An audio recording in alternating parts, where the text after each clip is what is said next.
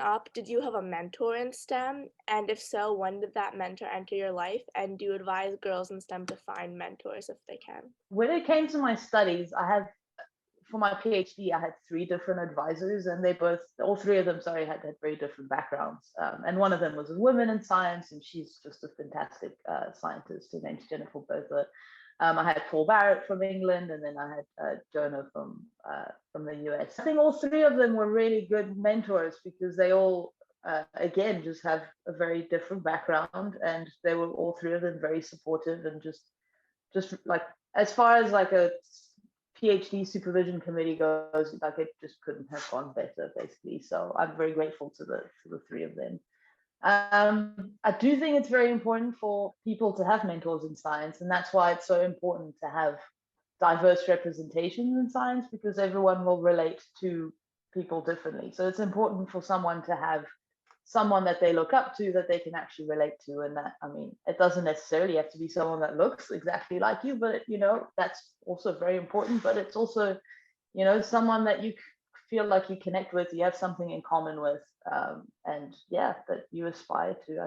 Yeah, I'm planning on interviewing someone, and I was watching an interview that they had given previously, and one of the things they said about mentors and mentees is that they need to have chemistry. Like, it doesn't matter, from if they come from different backgrounds or if they even have different jobs, but they have to have chemistry and they have to be able to work together and work together well. And I think that's essentially part of what you're saying. So I think that's very interesting. It's no secret that there are gender inequities within STEM. And so I was wondering if you could tell me about a time when you felt disadvantaged because of your gender, and if you could provide any advice to girls who might be unwilling to go into a career in STEM because of this inequity. I've been quite fortunate. So I've had personal experiences outside of academia and STEM, where my gender was definitely a factor. But within STEM, I've been quite fortunate. I've been surrounded by mentors and people who have been very supportive and nurturing in my career. So personally, I haven't had those problems. I have seen those problems around me and with other peers. I think one of the main things, well, I mean, obviously there's a lot of factors that come into play, but one of the main things is communication. It's important to have, if you feel like there is a problem, or if there is a problem, you need to know who to go to talk to, and you need to talk about it. I think that's one of the biggest problems, is a lot of the times people are scared, and I mean, understandably, they don't want to, necessarily broadcast it to the world. And then they're also scared of what the repercussions are going to be if they actually speak up with the issue. And I think that's, although it is scary, I think it's important that these things get spoken about. And the more it gets spoken about, the more it becomes, normal that we speak about them. What do you think the largest breakthrough will be within STEM in the next 10 years, and how will it influence the next generation of young women? I think it's going to have to be something that has to do with like renewable energy, right?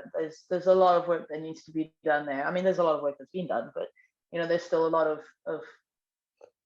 issues with it. There's issues around the cost of it. All of these infrastructures are really expensive. There's issues around, renewable energy relies on elements that you can't really control. There's issues around storage. You want to be able to store the energy as much as possible. So I guess there's a lot of, I don't work in this field, so I don't really know. But there's a lot of stuff that I know obviously still needs to be done.